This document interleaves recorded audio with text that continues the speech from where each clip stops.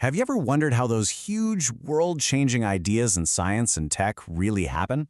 We tend to picture them as these random flashes of genius. But what if there's actually a hidden blueprint for discovery?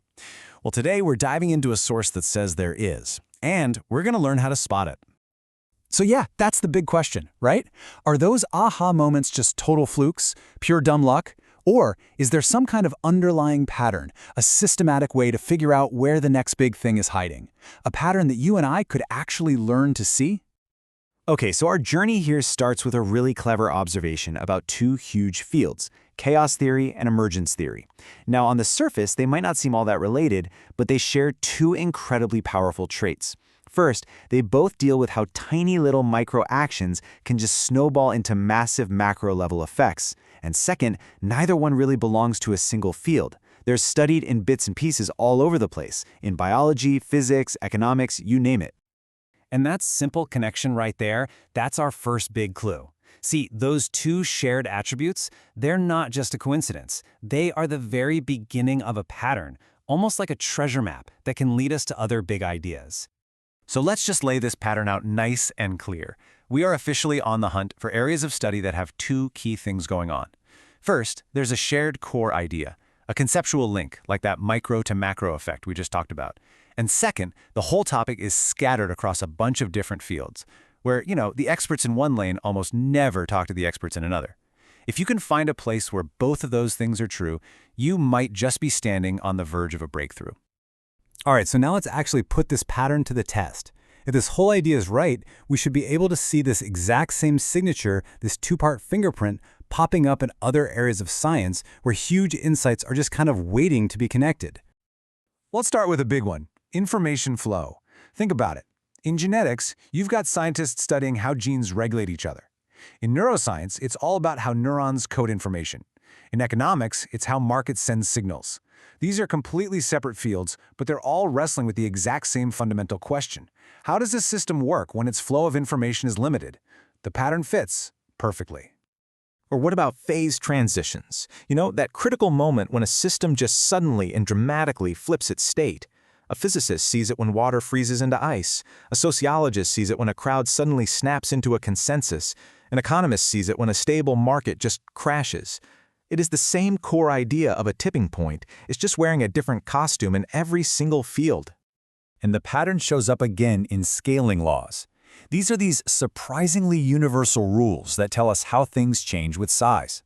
The same basic math describes how an animal's metabolism relates to its body weight, how often you see certain words in a language, and even how cities are distributed by population. Each field has its own little explanation, but the mathematical signature is identical across all of them. In one last example, just to really drive this home, network topology. It turns out that whether you're mapping neurons in a brain, friends on Facebook, or servers on the internet, the shape and the structure of the network itself is often way more important than what the individual little nodes are. It's another one of those powerful, universal ideas, just fragmented across a dozen different disciplines. Okay, so this two-part pattern is obviously a really powerful way to look at things. But what's really fascinating here is that this pattern, well, it's not the whole story. It's actually just our way in, our entry point to a much bigger toolkit for spotting where breakthroughs are hiding. So let's zoom out and look at the other tools in the shed. All right, the next tool is what we can call the hunt for a shared mathematical form. This is what happens when you realize that, say, a biologist and a computer scientist are using the exact same equation to describe what they're working on, but they're using totally different words to talk about it. They basically stumbled upon the same deep structure from completely different directions, and they don't even know it. For example, the math that's used to model how populations grow in ecology. It's also fundamental to how we train some machine learning algorithms. Equations from classical physics are now being used to build better AI.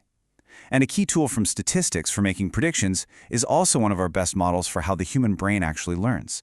It's the same math, just spoken in a different dialect. This third tool might be my favorite, hunting for shared paradoxes.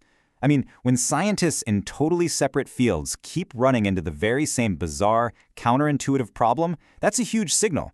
It suggests that there's some fundamental rule or trade-off about how the world works that nobody has put a name to yet. Think about the observer effect. In quantum physics, the very act of measuring something changes the outcome. Well, guess what? The same thing happens in psychology. The act of asking someone a question can change their answer. Or think about the constant trade-offs that are created by competitive pressure. It's a core engine of change in both biological evolution and in market economics. These are not just weird coincidences. They're echoes of a much deeper principle at work. Now, this final tool is a little bit different. Sometimes the breakthrough isn't about finding new data, it's about inventing a new word. A conceptual absence is when you can see multiple fields all kind of dancing around the edges of the same problem, but they're all missing one key idea, a single, unifying concept that they just don't have a name for yet. But when that missing concept finally gets a name, when someone finally comes along and defines entropy or algorithm or gene, it does so much more than just advance a single field. It completely transforms it. It gives everybody a new, shared language to describe a reality that was hiding in plain sight the entire time. So we've got all these clues, right? We have fragmented fields, shared math, recurring paradoxes, and these missing concepts. When you pull them all together, a really powerful general rule for discovery starts to emerge. This is the master key. And here it is, breakthroughs ignite at the intersection of two things. First, you need knowledge that's fragmented, that's siloed off in different disciplines so no one's seen the whole picture. And second, you need someone to come along with a unifying new idea, a powerful concept or a metaphor that connects all those scattered pieces into one single coherent story. And this isn't just a nice little theory. You can see this pattern play out all through history. Applying the abstract idea of information flow to biology, that gave us modern genetics. Using computation theory as a new lens for neuroscience, that revolutionized brain science. The idea of networks completely transformed systems biology. And the abstract concept of symmetry became the backbone of modern particle physics. You know what's so exciting about all this? It's more than just a cool historical observation. It's a practical methodology. It's a new way to look at the world, to actively search for the breakthroughs of the future. It's literally a guide that you could start using right now. So here's how it breaks down. Step 1, find a topic that shows up in at least 3 totally separate fields. 2, start looking for those recurring mathematical patterns. 3, search for the unifying metaphors they might be sharing without realizing it. 4, try to pinpoint any missing concepts or words. 5, check for those strange shared paradoxes. 6, use modern tools like AI to help you map out all the hidden connections. And finally, 7, try to formulate a brand new generalized theory that actually unites them all. So we'll end with this thought. We've just unpacked a really powerful toolkit for discovery, a method for seeing the hidden seams that connect these different worlds of knowledge. So the real question is, now that you know how to look for the pattern, what hidden connections are just waiting to be discovered right in front of you?